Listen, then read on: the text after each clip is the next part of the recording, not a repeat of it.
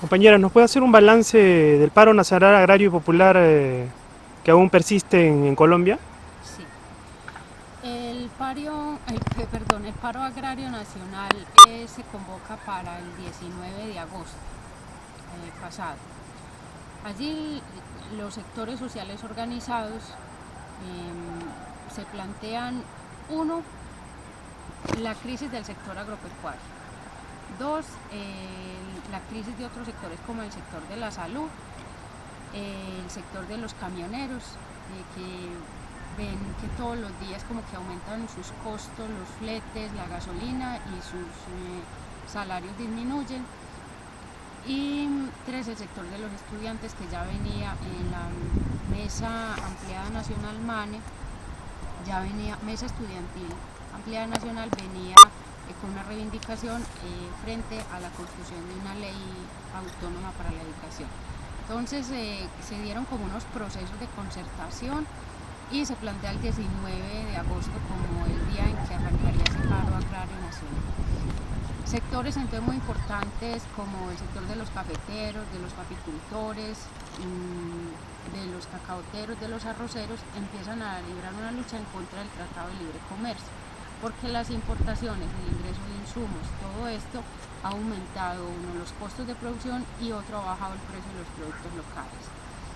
Se fueron entonces así sumando otros sectores, y digamos las fuerzas que aglutinan los mayores sectores en el país se sientan a discutir con el gobierno. Entonces, por un lado está la Mesa de Interlocución Agropecuaria, que recoge los sectores; está el Congreso de los Pueblos, y al interior de este el Coordinador Nacional Agrario, que recoge otros sectores; está Comosoc, que recoge el sector de la salud y las comunidades eclesiales de base; y están los camioneros, digamos como los sectores más visibles que estuvieron ahí en esa mesa. El paro tuvo unas características, fueron acciones regionales y acciones sectoriales. Entonces, la intención de la mesa era articular todo esto en una sola lucha. Sin embargo, la respuesta del gobierno, y esto como una primera iniciativa de unidad, que también es que, digamos, es lo más importante que hay que valorar en este paro, es que por lo menos se pudo concertar una acción y efectivamente se logró parar el país y bloquear unos sectores fundamentales: el sector del transporte, el sector de la educación, el sector de la salud y la producción. Entonces, el balance general que se puede hacer, uno, es que se reivindican nuevos sujetos sociales en la realidad del país, el campesinado principalmente, el sector de los camioneros, y se crea un escenario de unidad. Ese es como el balance. En ese momento faltaron algunos sectores importantísimos y que ya se habían posicionado como sujetos, que son los indígenas. Sin embargo, los indígenas en ese momento lo que plantean es que el paro debe verse no como una acción puntual y coyuntural, sino como una acción permanente. Y el desarrollo de sus acciones quedan entonces programadas para el mes de octubre.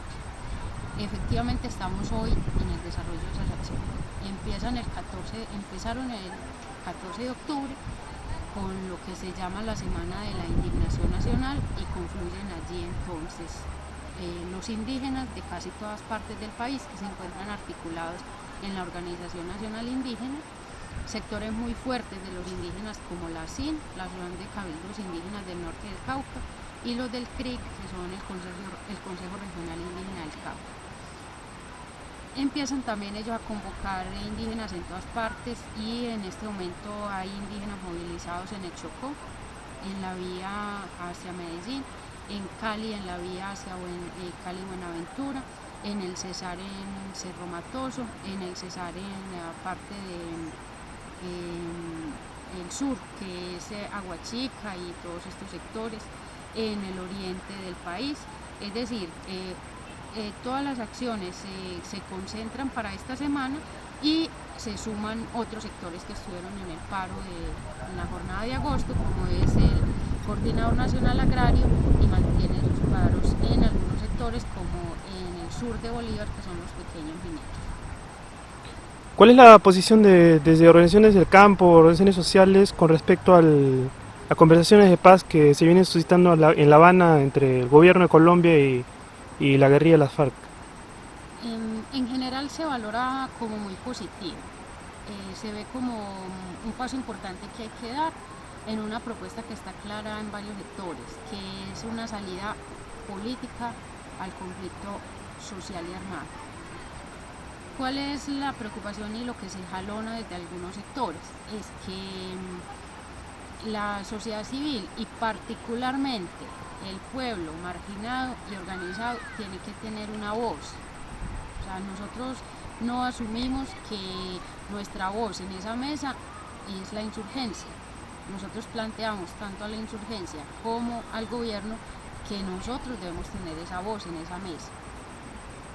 Respaldamos, claro, obviamente vemos muy necesario, pero seguimos insistiendo a través de la movilización y a través de la incidencia política en que es necesario que el pueblo organizado tenga su propia voz en la mesa, porque entre el gobierno y las fuerzas insurgentes se negocia el conflicto armado, pero ¿quién negocia el conflicto social?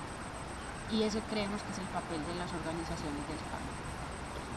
Del gobierno de Uribe al de Santos, algo que no ha cambiado, digamos, o se ha agudizado es el tema de la criminalización de las protestas, ¿no? Justamente el paro agrario que ha habido, también las protestas en el Catatumbo últimamente han demostrado esa actitud del gobierno de Santos con las organizaciones de base.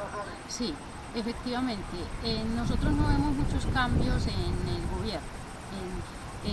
Consideramos que es un paso más y que incluso estuvo dirigido desde afuera.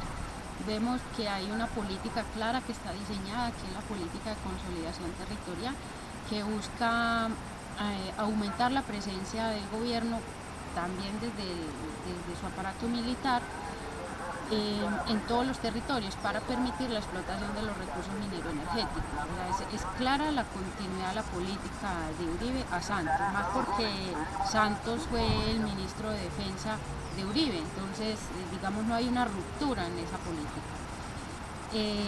Y cosas como esta, como la criminalización de la protesta social, se mantiene tal cual.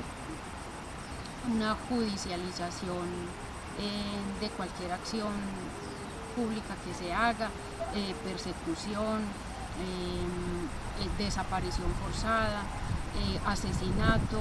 Nada más nosotros en el Coordinador Nacional Agrario, el 30 de septiembre, tuvimos una pérdida significativa, que es la de la compañera Adelinda Gómez, que es del municipio de Almaguer en el Cauca. La compañera fue una de las más visibles en el paro del 19, en ese sector del país. El paro estuvo vigente casi un mes. Y Adelinda hizo parte de unos foros en los que se confrontó una transnacional que está interesada en explotar el oro en ese sector. El 30 de septiembre Adelinda muere después de salir de una reunión del Comité de Mujeres Maciseñas del Cauca. A las 11 de la noche la abordan unos hombres armados, le propinan varios disparos, Adelinda muere, ella va con uno de sus hijos, el hijo está mal herido, sigue en el hospital. Y esto muestra que las cosas no han cambiado, que seguimos en una situación de conflicto y que es muy preocupante porque con la imagen que ha proyectado Santos y que podemos conversar, que las puertas están abiertas, que no hay que llegar a las vías de hecho, manda hacia afuera, hacia los medios, una idea de que en Colombia claro que se puede protestar, estamos en las condiciones y no, esa no es la realidad. O sea, la criminalización de la protesta es una acción vigente de parte del gobierno. ¿Cuál es el análisis del Coordinador Nacional Agrario con respecto a la política exterior del gobierno de Santos? Tanto la Alianza del Pacífico, el anterior Tratado de Libre Comercio con Colombia y también esta liberalización de aranceles, ¿no? que afecta a los campesinos en favor de las transnacionales. Bueno, nosotros y nosotras desde el Coordinador Nacional Agrario hemos sido críticos desde hace ya varios tiempo frente a este tipo de políticas. Uno, estuvimos presentes en todas las luchas que se dieron contra los TLC. Veíamos que efectivamente iba a ser muy dramático para la realidad del campo que se aprobara. que iba a agudizar la situación de pobreza. ¿Qué vemos hoy? Hoy vemos el avance de una política de extranjerización de tierras, de despojo de los territorios a través de la ley de víctimas, que la ley lo único que va a permitir es que se legalice ese despojo, no va a haber restitución real de tierras a los campesinos. Y vemos también la agudización de la pobreza en el campo. Digamos, son como los factores que hoy en esta política nos preocupan más. En este momento tenemos 7 tratados de libre comercio firmados, 7.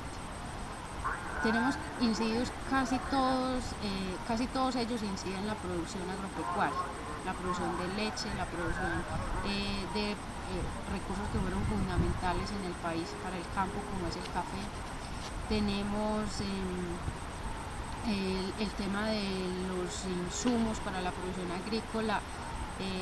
Si bien se han negociado unos aranceles, el paquete tecnológico que hoy sigue enviando la política gubernamental agropecuaria sigue siendo demasiado grande.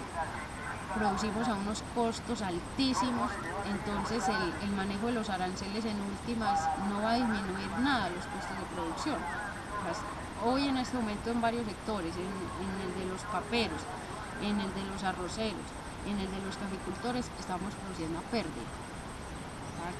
Producimos una carga de café que puede estar costando hoy en el mercado con un subsidio, que fue lo que logró el paro del 19 de agosto. Con ese subsidio podemos estar vendiendo una carga de café en 450, 480 mil pesos, pero los costos de producción están por encima de 500 mil pesos. O sea, hoy, a pesar del subsidio, seguimos produciendo a pérdida. El sector de los paperos es todavía más dramático. Entonces vemos que esto es efecto de las políticas del gobierno. Esta política, ¿a qué está enfocada? Fundamentalmente a retroceder hacia una primarización de la economía. Vamos en fila con la locomotora minero-energética a una fase de producción totalmente extractivista. Nos vamos a volver como la época de la colonia, donde producíamos materias primas para los países desarrollados. ¿Esto qué trae como consecuencia? Uno, que los recursos de inversión en el campo se disminuyeron dramáticamente. No se invierte para la producción de alimentos. 2, el desarrollo de la industria se frena. El sector industrial en el país ha decrecido en los últimos años. Esta realidad en su conjunto lo que genera es que, si bien con los tratados de libre comercio, con la generación de empleo, que además es poca en el sector extractivo, pueden haber unos recursos para comprar alimentos que se traen del exterior, pero estamos consumiendo el café más malo que produce Vietnam, cuando nosotros somos los productores del café más suave del mundo. Entonces nuestro café está vendiéndose hoy en el exterior a nada, y a nosotros no están pagando nada, y estamos consumiendo café traído de Vietnam, de la peor calidad del mundo, el café que nunca habíamos consumido. Entonces, frente a eso es que nosotros decimos, hay que levantar las propuestas de la vía campesina y construir la soberanía alimentaria, donde los pueblos definan la política productiva, la política de consumo y la política de intercambio de sus alimentos.